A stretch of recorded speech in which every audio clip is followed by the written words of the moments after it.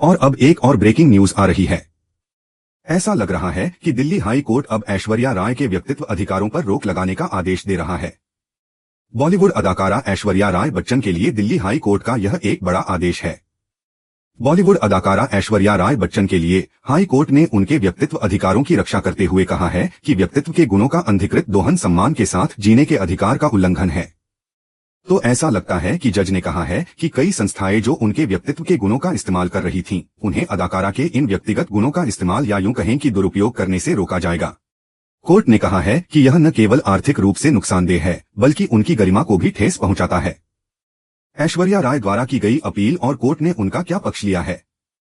खैर, यह निश्चित रूप से बॉलीवुड अदाकारा ऐश्वर्या राय बच्चन के लिए दिल्ली हाई कोर्ट का एक बड़ा आदेश है।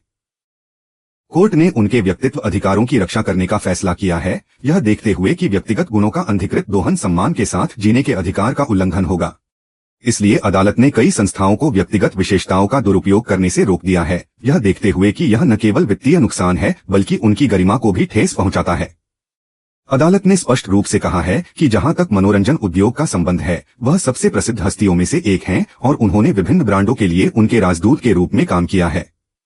उन्होंने एक महत्वपूर्ण सद्भावना और प्रतिष्ठा अर्जित की है, इसलिए जनता ऐश्वर्या राय द्वारा समर्थित ब्रांडों में अपना विश्वास रखती है।